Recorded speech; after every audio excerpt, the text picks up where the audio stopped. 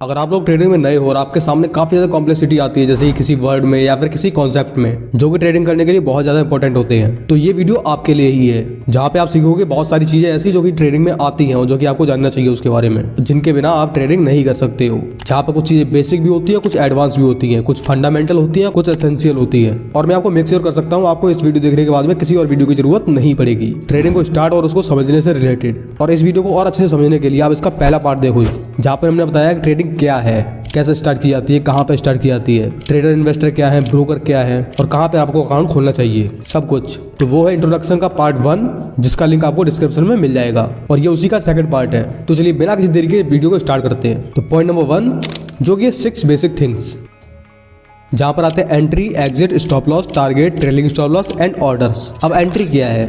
देखो, आप किसी भी ट्रेड को लेते हो, चाहे बाय कर रहे हो या फिर सेल कर रहे हो, उसको लेना ही एंट्री कहलाता है। अब एग्जिट का मतलब होता है आप उस ट्रेड को हटा रहे हो, यानी कि काट रहे हो। जो भी आपने ट्रेड पहले ली है उसको हम एग्जिट कहते हैं। स्टॉप लॉस का मतलब होता है एक ऐसा अमाउंट जो कि आप ट्रेडिंग में खोने को तैयार हो अपनी उस ट्रेड के टाइम पर, अगर आपके एक्सपेक्टेशन के अकॉर्डिंग वो ट्रेड नहीं जाती है तो। अब टारगेट क्या है?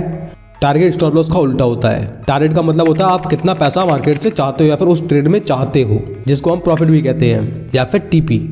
अब बात होता है ट्रेलिंग स्टॉप लॉस क्या है। देखो, मान लो आपने एंट्री लिया 100 रुपए पर और आपने स्टॉप लॉस रखा 10 पॉइंट नीचे, यानी कि 90 रुपए पर। अब मान लो ट्रेड ऊपर जाती है, 100 से लेके 110 हो गई, 120 हो गई, और आप उस ट्रेड को तुरंत एग्जिट करना नहीं चाहते हो, तो आप क्या करते हो? अपने स्टॉप लॉस को 90 रुपए से चेंज करके 100 रुपए पे या फिर 110 रुपए पे रख देते हो। इससे होगा क्या? अगर ट्रेड वापस भी आती है फिर भी आपको लॉस नहीं होगा, आपको प्रॉफिट ही होगा। तो अपने स्टॉप लॉस को अपने ट्रेड के अकॉर्डिंग, यानी कि प्रॉफिट की तरफ चेंज करना ही ट्रेलिंग स्टॉप लॉस कहलाता है। अब बात करते हैं ऑर्डर्स।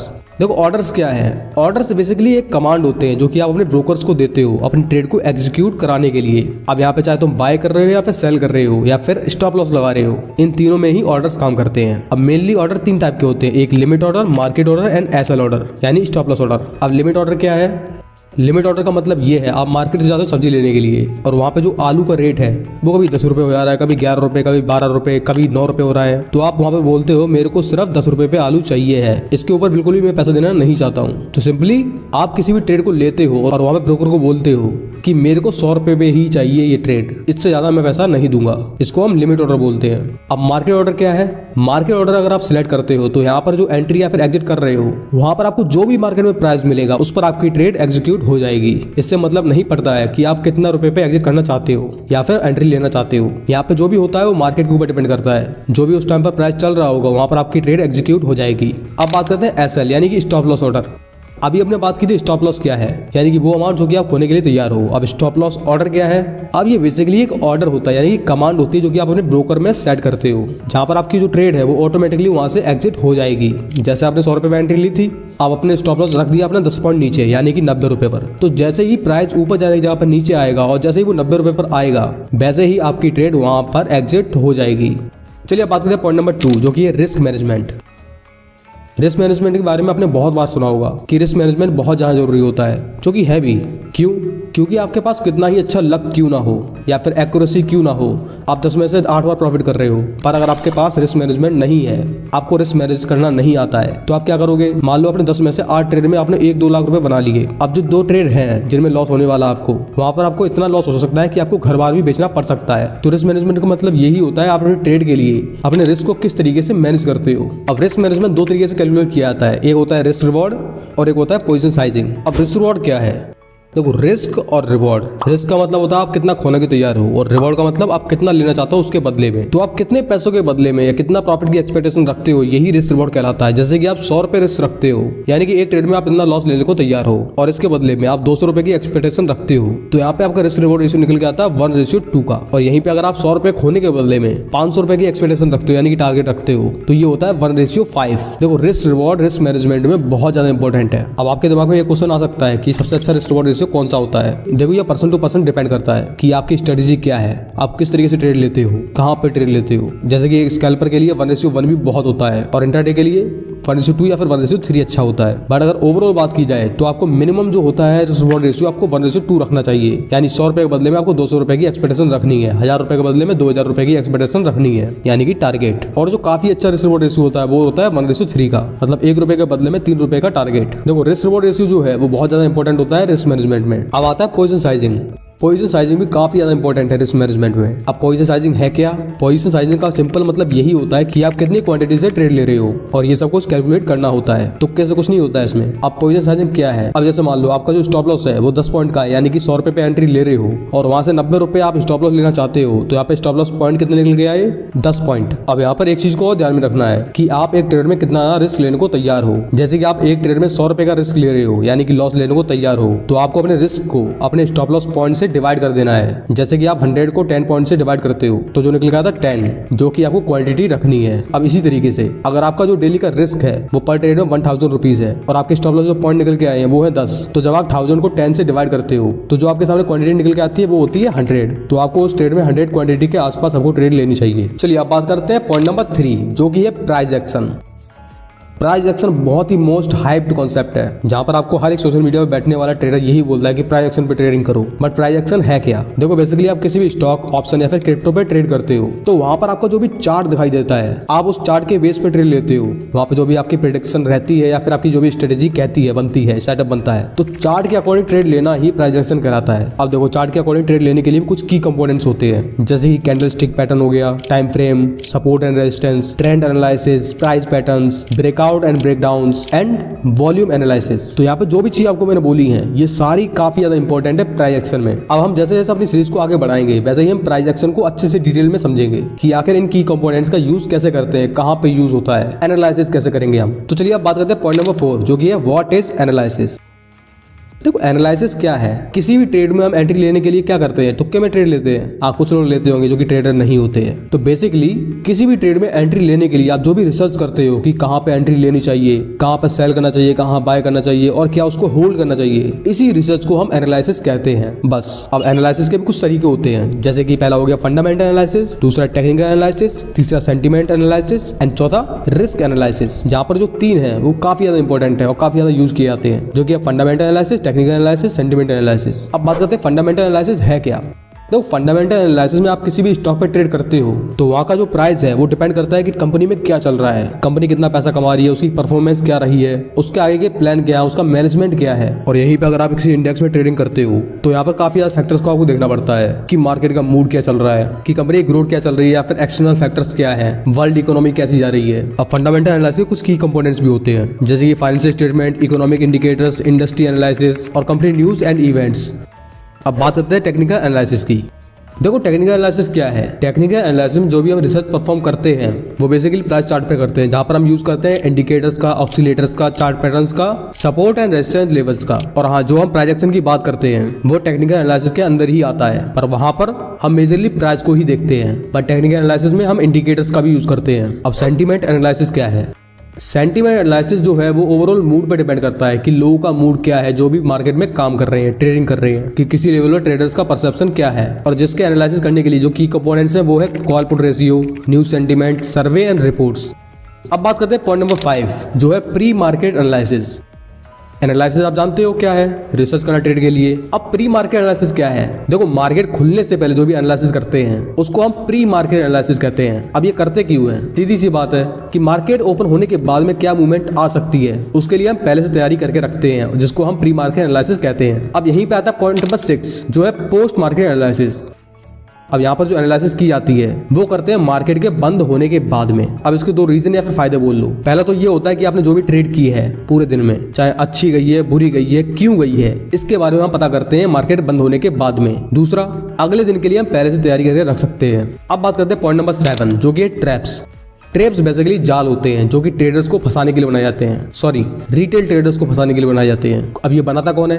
जो भी बड़े बड़े ट्रेडर्स हैं, जिनको कुछ लोग ऑपरेटर्स भी कहते हैं। अब यहाँ पर होता क्या है, देखो आपका परसेप्शन जो है, आपने लेवल बनाया, एक चार्ट बनाया आपके सामने, अब वहां पर आपको दिखा रहा है आपका एनालिसिस कि यहाँ पर बाइंग मूवमेंट आ सकता है, यानी बुलिश मूवमेंट। आपकी ट्रेड ऊपर जाएगी तो पैसा मिलेगा आपको, यहाँ से जो प्राइस है वो ऊपर जा सकता है, जिससे अगर आप बाय की एंट्री लेते हो तो आपको प्रॉफिट होगा। पर होता क्या है, आप एंट्री जैसे ही लेते हो, 1-2 कैंडल बनाता है, फिर उसके बाद में नीचे आकर आपका स्टॉप लॉस हिट कर देता है। अब यही चीज जरूरी नहीं बाइंग के साइड ही हो। आप मान लो आप सेलिंग करने जा रहे हो, आपके सामने एक लेवल बना है कि इस लेवल के नीचे जैसे जाता है, एक कैंडल जैसी बनती है, क्लोज होती है, वैसे ही मार्केट नीचे गिर जाएगा। बट होता क्या है, आप ट्रेड लेते हो, सेल कर देते हो, यानी पुट ले लिया आपने। अब होगा क्या, हो सकता है आपको एक दो कैंडल नीचे बने, आपको दिखने लगे थोड़ा सा प्रॉफिट, पर फिर क्या होगा, वो ऊपर जाके आपका स्टॉप लॉस हिट कर देगा। और जहां तक लोगों की किस्मत ऐसी होती है कि जैसे ही वो एंट्री लेते हैं तुरंत ही हिट कर देता है। इसके दो कारण होते हैं, या तो उनका स्टॉप लॉस सही नहीं है, या फिर उनकी एंट्री थोड़ी लेट होगी, या फिर कभी कभी किस्मत भी खराब होती है। और जो ट्रैप्स हैं वो अभी नए नहीं है, बहुत पहले से है। पहले जो ट्रैप्स बनाए जाते वो न्यूज बेस पे बनाए जाते थे, जहां पर आपको न्यूज प्रोवाइड की जाती है ये स्टॉक बहुत ऊपर जाएगा,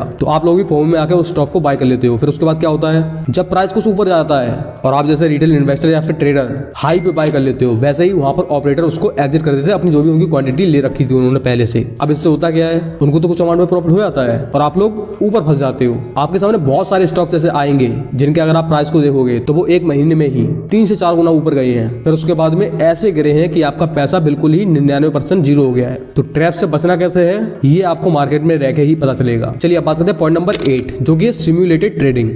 सिम्युलेटेड ट्रेडिंग क्या है, ज्यादा कॉम्प्लेक्स करेंगे ही नहीं, इसी को हम पेपर ट्रेडिंग बोलते हैं। अब यहाँ पे होता क्या है, आप चाहे इन्वेस्टर हो या फिर ट्रेडर हो, आप बिना पैसे के ट्रेड ले लेते हो, बाइंग करते हो या फिर सेलिंग करते हो। अब यहाँ पर आप जो भी ट्रेड लेते हो वहां पर आपका पैसा नहीं लगता है, यानी कि असली पैसा नहीं लगता है, आपको मिलती है डेमो मनी या फिर फेक मनी। अब यहाँ से फायदा क्या है, यहाँ पर फायदा बस यही है कि आपकी जो भी स्ट्रेटजी है आप उसको टेस्ट कर सकते हो। अगर यहाँ पर आपका पैसा रिस्क पे नहीं है तो आपको पैसा मिलता भी नहीं है। चलिए बात करते हैं पॉइंट नंबर 9, जो कि इंडिकेटर्स।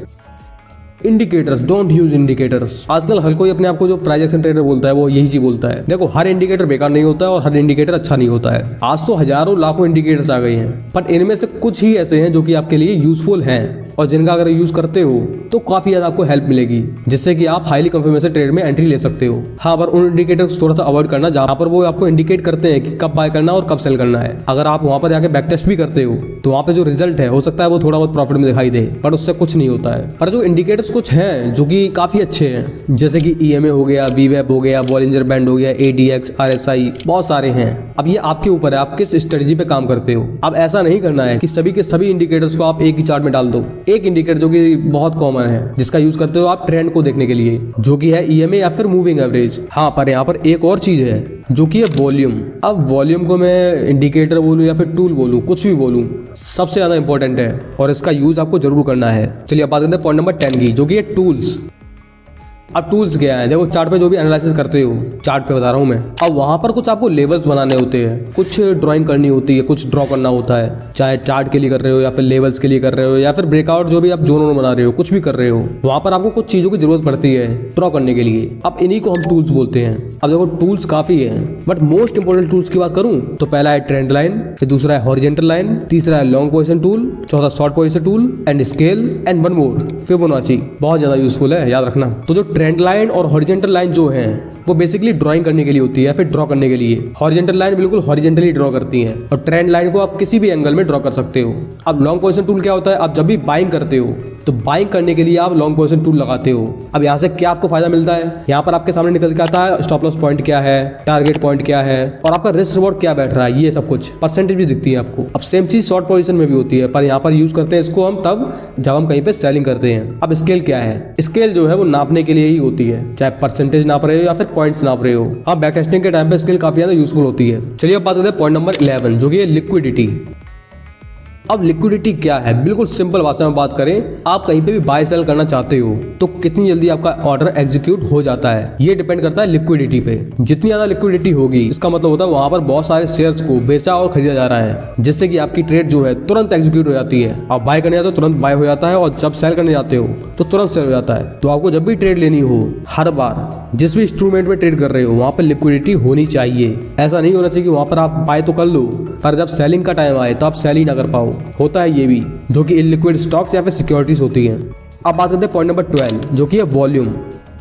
अभी मैंने बात की थी वॉल्यूम की, तो वॉल्यूम का सिंपल मतलब यही होता है कि उस टाइम पर या फिर गिवन टाइम पीरियड में कितनी ज्यादा शेयर्स की ट्रेडिंग हो रही है, खरीदे बेचे जा रहे हैं। आप इसको 1 मिनट पे भी देख सकते हो, 5 मिनट पे भी, 10 मिनट पे भी, एक दिन पे भी, एक वीक या फिर एक मंथ में भी। तो जब भी एनालिसिस करो वॉल्यूम पे जरूर ध्यान दो, क्योंकि कभी कभी प्राइस झूठ बोल जाता है बट वॉल्यूम झूठ नहीं बोलता है। अब बात करते हैं पॉइंट नंबर 13, जो कि है वॉलिटिलिटी। अब देखो वॉलेटिलिटी जो है वो लिक्विडिटी के आसपास ही रहती है, बट थोड़ी सी अलग है। अब यहाँ पे होता क्या है कि कोई भी प्राइस है वो जल्दी से ऊपर नीचे जाता है, तुरंत बाय होने लगता है, बहुत बड़ा मूवमेंट आ गया ऊपर की तरफ, और तुरंत सेलिंग होने लगती है, बहुत बड़ा मूवमेंट आएगा नीचे तरफ। अब इससे बहुत सारे लोगों का स्टॉप लॉस हिट हो जाता है। क्यों? क्योंकि यहाँ पर ट्रेडर्स के बीच में अनसर्टेनिटी बन जाती है। और ये अक्सर होता कब है? जब लोगों के बीच में काफी ज्यादा डर बैठ जाता है। इसी कारण आप जब भी देखते हो विक्स वॉलेटिलिटी का जो इंडेक्स होता है वो काफी ज्यादा बढ़ जाता है जब भी मार्केट में फियर का माहौल होता है, और इसी टाइम पर मार्केट में जो वॉलेटिलिटी होती है वो काफी ज्यादा बढ़ जाती है। तो जब तक आप लोग नए ट्रेडर हो, आपको वॉलेटिलिटी मार्केट या फिर वॉलेटिलिटी वाले ट्रेड्स को अवॉइड करना चाहिए, क्योंकि कभी कभी इसमें ऐसा होता है कि आपकी हर ट्रेड स्टॉप लॉस को हिट कर जाती है। So try to avoid volatile markets. अब बात करते हैं पॉइंट नंबर 14, जो कि है ट्रेडिंग प्लान। ट्रेडिंग करने के लिए सबसे जो पहले तैयारी की जाती है उसी को हम ट्रेडिंग प्लान कहते हैं, जहां पर हम कुछ पैरामीटर्स को सेट करते हैं, यानी कि कुछ पॉइंट्स को, जहां पर हम अपने रिस्क मैनेजमेंट पे ध्यान देते हैं, अपनी प्रॉफिट स्ट्रेटजी पे ध्यान देते हैं, और मार्केट में आप उस दिन क्या करने वाले हो ये सब कुछ आपके ट्रेडिंग प्लान के अंदर आ जाता है। चलिए बात करते हैं पॉइंट नंबर 15, जो कि है विन रेट। देखो सिंपली आप 10 ट्रेड लेते हो, उनमें से आप कितनी बार सक्सेस होते हो उसी को हम विन रेट कहते हैं। मान लो आपने 10 ट्रेड लिए हैं, उसमें से आप 5 बार सक्सेस हुए हो, तो आपको जो विन रेट रहेगा वो रहेगा 50%। अब यहीं पे थोड़ा सा अलग करते हैं। आपने 100 ट्रेड ली है और आपकी जो विनिंग ट्रेड थी वो थी 30 और जो लूजिंग ट्रेड थी वो थी 70, तो यहाँ पे विन रेट क्या निकल के आएगा? वो अपनी सक्सेसफुल ट्रेड्स पर निकलता है। तो यहाँ पे कितनी सक्सेसफुल ट्रेड थी? 30 आउट ऑफ 100, तो इसका जो परसेंट निकल के आता है वो निकल के आता है 30%। अब देखो हर एक नई ट्रेडर को ये लगता है कि उसके पास कम से कम 70 से 80% सक्सेस रेट होना चाहिए, यानी अगर वो 10 ट्रेड ले तो कम से कम उसको 7 से 8 बार उसको प्रॉफिट मिलना चाहिए। नहीं, ये जरूरी नहीं होता है। मैंने आज तक देखा जो भी प्रोफेशनल ट्रेडर्स हैं काफी ज्यादा पैसा बनाते हैं, उनकी जो सक्सेस रेट जो है वो 40 से 50% ही रहता है, बट फिर भी वो पैसा बनाते हैं। क्यों? रिस्क रिवॉर्ड के कारण। तो आपका जो भी विन रेट है और आपका जो भी रिस्क रिवॉर्ड है उनके बीच में जो बैलेंस है उसके बना के रखो, जिससे कि आपको ओवरऑल प्रॉफिट ही हो। चलिए बात करते हैं पॉइंट नंबर 16, जो कि स्ट्रेटजी या फिर सेटअप। अब देखो कभी कभी कुछ लोग बोलते हैं स्ट्रेटजी और कुछ लोग बोलते हैं सेटअप। तो स्ट्रेटजी तो लोगों को समझ में आ जाती है, बट सेटअप के टाइम पे वो लोग समझते हैं बहुत बड़ा कंप्यूटर, बहुत सारी स्क्रीन्स, एक पूरा कंप्यूटर ट्रेडिंग रूम। नहीं, देखो स्ट्रेटजी या फिर सेटअप दोनों का काम एक ही होता है, आपको एक अच्छी ट्रेड में एंट्री दिलाना और वहां से आपको प्रॉफिट कराना। अब यहाँ पे होता क्या है, आप किसी स्ट्रेटजी में या फिर किसी सेटअप में आप कुछ क्राइटेरिया को सिलेक्ट करते हो कि अगर यहाँ पर ब्रेकआउट आता है, ये वॉल्यूम रहता है, इस लेवल के ऊपर जाता है, इस लेवल के नीचे आता है, तो मैं वहां पर ट्रेड लूंगा। और वहां पर स्टॉप लॉस कितना रहेगा ये भी आप पहले से डिसाइड रखते हो अपनी स्ट्रेटजी के अकॉर्डिंग। टारगेट क्या रहेगा ये भी आपको डिसाइड रखना पड़ता है। स्टॉप लॉस क्या रहेगा, यानी कि रिस्क कितना ले रहे हो, और उसके अकॉर्डिंग में प्रॉफिट की एक्सपेक्टेशन क्या है, ये सब कुछ ट्रेडिंग स्ट्रेटजी या फिर सेटअप में ही आता है। चलिए अब बात करते हैं पॉइंट नंबर 17, जो कि बैक टेस्टिंग। एक नया ट्रेडर हो या फिर एक ऐसा ट्रेडर जो कि 5 साल दे चुका है मार्केट में, उसके लिए बैक टेस्टिंग काफी ज्यादा इंपॉर्टेंट होती है। क्यों? ऐसे मान लो एक बॉक्सर है जिसको महीने में एक बार रिंग में उतरना है लड़ाई करने के लिए, तो क्या वो उसी दिन पे प्रैक्टिस करता है या फिर सीधे जाता है लड़ने के लिए? वो पूरे महीने प्रैक्टिस करता है, नई नई मूव्स को सीखता है। वैसे ही बैक टेस्टिंग है। बैक टेस्टिंग का मतलब होता है आप पास्ट डाटा को एनालाइज करते हो, यानी कि जो पहले से मूवमेंट हो चुकी है, चाहे 1 महीने की हो, 1 साल की हो या फिर 2 साल की हो, पुराने डाटा को आप एनालाइज करते हो अपनी स्ट्रेटजी के अकॉर्डिंग कि आपकी स्ट्रेटजी अच्छी काम कर रही है, विन रेट क्या दे रही है, उसका रिवॉर्ड अच्छा क्या रहेगा, और आपको वो स्ट्रेटजी सूट करती है या फिर नहीं करती है। तो इन सभी के बारे में आप बैक टेस्टिंग से पता लगा सकते हो। तो वीकली आपको कम से कम 3 से 4 दिन बैक टेस्टिंग जरूर करनी चाहिए। चाहे कोई भी स्टॉक उठा लो, कोई भी इंडेक्स उठा लो, कोई भी प्राइस, बस आपको चार्ट के मूवमेंट को देखना है, उसके प्राइस सेंटीमेंट को देखना है। क्योंकि जब तक आप लोग ट्रेडिंग में अपने टाइम को इन्वेस्ट नहीं करते हो चार्ट को देखने में, तब तक आप लोग उसके प्राइस सेंटीमेंट या फिर बिहेवियर को नहीं समझ सकते हो। So make a habit of back testing. अब बात करते हैं पॉइंट नंबर 18, जो कि है फॉरवर्ड टेस्टिंग। बैक टेस्टिंग में हम पुरानी डाटा पे टेस्टिंग करते हैं। अब फॉरवर्ड टेस्टिंग में देखो, जो फॉरवर्ड टेस्टिंग है वो भी पेपर ट्रेडिंग में ही आती है या फिर डेमो ट्रेडिंग में, जहां पर आप अपनी स्ट्रेटजी को रियल टाइम मार्केट कंडीशन में चेक करते हो बिना किसी पैसे या फिर कैपिटल को रिस्क पे डाले। अब इससे देखो इमोशन तो कंट्रोल में नहीं आते हैं, बट आपकी जो भी स्ट्रेटजी है, आपकी ट्रेड्स हैं, उसके बारे में आपको ये पता चल जाता है कि लाइव मार्केट में ये काम करते भी हैं या नहीं करते हैं। अब बात करते हैं पॉइंट नंबर 19, जो कि है ट्रेडिंग रूल्स। अब ट्रेडिंग रूल्स क्या है? देखो स्पेसिफिक गाइडलाइन या फिर क्राइटेरिया होती है, यहाँ पर एक सिंपली ट्रेडर के द्वारा बनाए हुए रूल्स होते हैं, जो कि हो सकता है उसने खुद बनाए हो या फिर अपने टीचर से लिए हो, जहाँ पर वो लिखता है खुद ही कि उसको ट्रेडिंग में क्या करना चाहिए, क्या नहीं करना चाहिए, अपनी ट्रेड को कैसे मैनेज करना चाहिए, एंट्री एग्जिट क्या होनी चाहिए। तो जो भी रूल्स होते हैं वो एक ट्रेडर खुद बनाता है, और जब तक वो एक नया ट्रेडर है तब तक वो क्या करता है, किसी और के रूल्स लेता है, उसको कुछ दिनों तक फॉलो करता है, फिर जब उसको लगता है कि मेरे अकॉर्डिंग ट्रेडिंग रूल्स को कुछ बदलना चाहिए तो वो उसको थोड़ा सा मॉडिफाई भी करता है। तो हर एक ट्रेडर के जीवन में ट्रेडिंग ट्रेडिंग रूल्स जरूर होने चाहिए और उनको बाकायदा एक कॉपी पे लिख के रखो और कम से कम डेली उसको रिवाइज मारो, क्योंकि हमारा दिमाग जो होता है वो थोड़ा सा बेवकूफ होता है। जब तक हमारे दिमाग को एक चीज को 50 से 100 बार ना दिखाया जाए वो उस पर बिलीव नहीं करता है, उस पर काम नहीं करता है। तो ट्रेडिंग रूल्स बनाओ। अगर आपके पास ट्रेडिंग रूल्स नहीं है, आपको नहीं पता क्या है, तो बायो में लिंक है, वहां से आप जाके बहुत कम पैसे में बाय कर सकते हो और भी बहुत सारी पीडीएफ का लिंक मिल जाएगा। और हाँ, इस टोटल वीडियो की समरी जो है उसकी पीडीएफ भी आपको डिस्क्रिप्शन में 2 रुपए में मिल जाएगी। हाँ, 2 रुपए में। चलिए अब बात करते हैं पॉइंट नंबर 20, जो कि trading journal. Trading journal, make trading journal. अब ट्रेडिंग जर्नल है क्या? देखो, ये रिकॉर्ड होता है, यानी कि आप लिखते हो। क्या लिखते हो? अपने ट्रेड्स के बारे में, कि आपने ट्रेड कब ली, कैसे ली, किस पे ली, कितनी क्वांटिटी से ली, आपकी स्ट्रेटजी क्या थी, एंट्री के टाइम पे आपके दिमाग के इमोशन क्या काम कर रहे थे, और जब भी एग्जिट करने वाले थे तब आपका दिमाग क्या सोच रहा था, और ट्रेड अच्छी गई, बेकार गई, और जो भी आपकी रेटिंग थी उस ट्रेड को लेके आप वो भी उसमें डालते हो। और वहाँ पे ये भी लिखते हो आपकी मिस्टेक्स क्या थी, आपकी स्ट्रेंथ क्या थी, और अगली बार से आपको वहाँ पर क्या इंप्रूवमेंट करनी चाहिए। अब इससे फायदा क्या होता है? आप यहाँ से अपनी ट्रेडिंग जर्नी को मॉनिटर कर सकते हो और आप जो भी एक मिस्टेक बार बार कर रहे हो उसको आप सुधारने पे काम कर सकते हो, क्योंकि एक ट्रेडर अपनी मिस्टेक को तभी सुधार सकता है जब उसको पता हो कि उसकी मिस्टेक्स क्या है, क्या गलतियां हो रही है उससे। तो हर ट्रेड में अपना ट्रेडिंग जर्नल जरूर बनाओ और फिर बाद में चाहे वीकली हो या फिर मंथली हो उसको एनालाइज करो। ट्रेडिंग जर्नल एक ट्रेडर की जर्नी के लिए काफी ज्यादा इंपॉर्टेंट होता है, जो कि वो खुद बनाता है। अब इसको आप किसी भी कॉपी पे बना सकते हो या फिर किसी भी सॉफ्टवेयर या फिर एक्सेल का यूज कर लो, वहां पर बनाओ। अब बात करते हैं पॉइंट नंबर 21, जो कि इंट्राडे। इंट्राडे ट्रेडिंग आज के टाइम पे बहुत ज्यादा हाइप्ड है। अब ये है क्या? देखो, इंट्राडे ट्रेडिंग या फिर डे ट्रेडिंग का मतलब ये होता है कि आपने आज ट्रेड ली तो आपको आज ही उसको एग्जिट करना है, यानी कि आप आज ही ट्रेड लेते हो और आज ही उसको एग्जिट कर देते हो। चाहे आपकी ट्रेड 1 मिनट के लिए रुके, 5 मिनट के लिए, 1 घंटा या फिर 5 घंटे के लिए रुके, आपको सेम डे में उसको एग्जिट कर देना है, जिसको हम डे ट्रेडिंग बोलते हैं। अब ये ट्रेड थोड़ी सी शॉर्ट टर्म के लिए होती है, इसलिए थोड़ी सी रिस्की भी ज्यादा होती है। चलिए बात करते हैं पॉइंट नंबर 22, जो कि BTST एंड STBT। अब BTST क्या है? Buy today and sell tomorrow, यानी आप कोई भी ट्रेड आज लेते हो और उसको नेक्स्ट डे पे एग्जिट करते हो, यानी कि आज आपने बाय किया और कल आपने उसको एग्जिट किया। तो यहाँ पर जो गैप अप या फिर गैप डाउन का मोमेंटम आपको मिलता है, यहाँ पर आपको काफी ज्यादा प्रॉफिट होने की पॉसिबिलिटी बढ़ जाती है। हाँ, लॉसेस की पॉसिबिलिटी भी बढ़ती है, क्योंकि क्या पता जिस दिन आपने ट्रेड ली उस दिन आपके अपोजिट में ही मार्केट खुल गया, फिर क्या करोगे? अब यहीं पे आती है STBT। BTST का उल्टा होता है। BTST में हम बाय पहले करते हैं और दूसरे दिन उसको सेल करते हैं। अब STBT में हम सेल आज कर देते हैं और बाय उसको कल करते हैं, यानी एग्जिट उसको कल करते हैं। तो इन्हीं को हम BTST और STBT ट्रेडिंग कहते हैं। चलिए अब बात करते हैं पॉइंट नंबर 23, जो कि ऑप्शंस। ऑप्शन ट्रेडिंग है क्या? सभी को पता है। ये एक ऐसी टाइप की ट्रेडिंग होती है जहां पर आप एक दिन में ही पैसे को 10 गुना भी कर सकते हो और 0 भी कर सकते हो। स्टॉक्स में क्या होता है, अगर आप कैश मार्केट में ट्रेडिंग करते हो तो हो सकता है आपका पैसा जो है वो 5% या 10% बढ़े, यानी अगर आप 10,000 रुपए लगाते हो तो वहां पर हो सकता है आपको 1,000 रुपए का प्रॉफिट हो जाए। पर ऑप्शंस में क्या होता है, यहाँ पर जो ट्रेड्स होती है वो आपके पैसों को 10 गुना से लेकर 100 गुना भी कर सकती है और 0 भी कर सकती है, क्योंकि ऑप्शन जो है वो हाईली रिस्की होते हैं। अब देखो ऑप्शन काम कैसे करते हैं, हम ज्यादा डेप्थ में नहीं जाएंगे, बिल्कुल सिंपल भाषा में, क्योंकि इसके बारे में पहले से बता चुके हैं पिछली वीडियो में, उसको जरूर देखना। तो कोई भी इंडेक्स, स्टॉक, गोल्ड, कमोडिटी कुछ भी हो, इन पे हम डायरेक्टली बाय सेल नहीं कर सकते हैं। तो इनके हम कॉन्ट्रैक्ट बनाते हैं, यानी कि कुछ सिक्योरिटी होती है जहां पर हम जाके ट्रेड कर सकते हैं। अब उनका जो चार्ट होता है वो कुछ हद तक अपनी असेट पर डिपेंड करता है। जैसे कि बैंक निफ्टी में आप ट्रेड करते हो तो डायरेक्टली आप बैंक निफ्टी को बाय सेल नहीं कर सकते हो, तो आप उसके कॉन्ट्रैक्ट को बाय करते हो जाके, सेल करते हो जाके। अब जिस तरीके से इंडेक्स का प्राइस मूव करेगा लगभग उसी तरीके से उसका कॉन्ट्रैक्ट भी मूव करेगा, जिससे आप वहां पर बाय सेल कर सकते हो। और हाँ, मैं नए ट्रेडर को बिल्कुल भी सलाह नहीं दूंगा कि वो डायरेक्टली ऑप्शंस में कूद जाए। शुरुआत करो स्टॉक से, काफी कम रिस्की है, कम प्रॉफिट कम लॉस, सोचने का टाइम मिलेगा। ऑप्शन में 5 सेकंड भी आपके लिए काफी ज्यादा भारी पड़ सकते हैं, तो try to avoid option trading in the beginning. और ऑप्शंस को हम अच्छे से समझने के लिए एक डेडिकेटेड वीडियो में बात करेंगे आगे की जो सीरीज आने वाली है उनमें। तो थोड़ी जल्दबाजी कम रखना, थोड़ा सा पेशेंस रखो, और भी बहुत सारी चीजें जिनको कवर करना है। चलिए अब बात करते हैं पॉइंट नंबर 24, जो कि लीवरेज। अब लीवरेज क्या है? लीवरेज का मतलब होता है पैसों को उधार लेना। कहाँ से?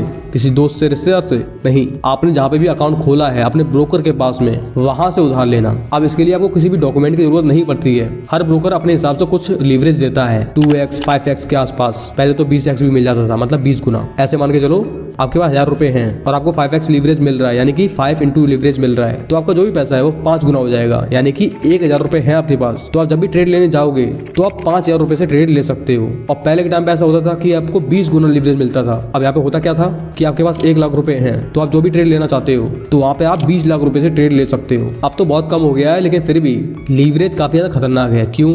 अब देखो, जो ब्रोकर्स हैं वो पागल तो है नहीं जो आपको फ्री में पैसे देंगे ट्रेड कराने के लिए। देखो, जितने ज्यादा पैसे आप ट्रेड करते हो उतना ज्यादा उनको चार्जेस पे करना पड़ता है। और हाँ, अगर आप चार्जेस को नजरअंदाज कर दो फिर भी अगर आपको लॉस होता है तो वो आपको 1000 रुपये नहीं होगा, 5000 रुपये पे होगा, क्योंकि आपने लीवरेज जो लिया है, जो फाइनल अमाउंट निकल के आता है वो सारा मिलके होता है, ना कि आपकी जो भी कैपिटल गई थी उसमें उससे होता है। तो लीवरेज का इस्तेमाल करना काफी ज्यादा इंपॉर्टेंट होता है। अगर आप एक नए ट्रेडर हो, लीवरेज का इस्तेमाल करना नहीं आता है तो पोजीशन साइजिंग सही से करो। अगर आप एक प्रोफेशनल ट्रेडर हो तो आपको बताने की जरूरत भी नहीं पड़ेगी। अब देखो यहाँ तक तो 24 पॉइंट खत्म हो चुके हैं, लेकिन एक मेन पॉइंट आता है डिसिप्लिन इन ट्रेडिंग।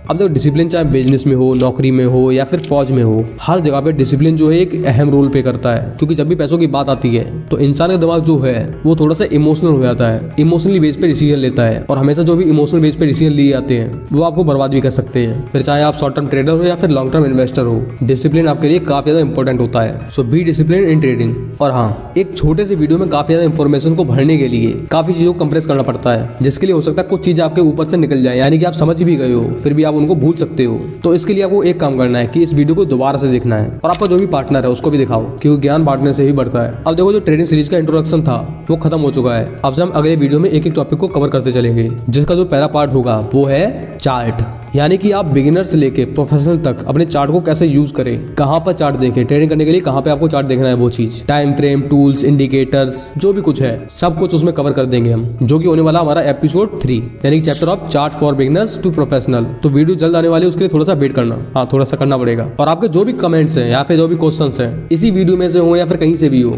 अगर थोड़ी सी प्रॉब्लम आ रही हो तो डायरेक्टली कमेंट में आप वो क्वेश्चन पूछ सकते हो, उसको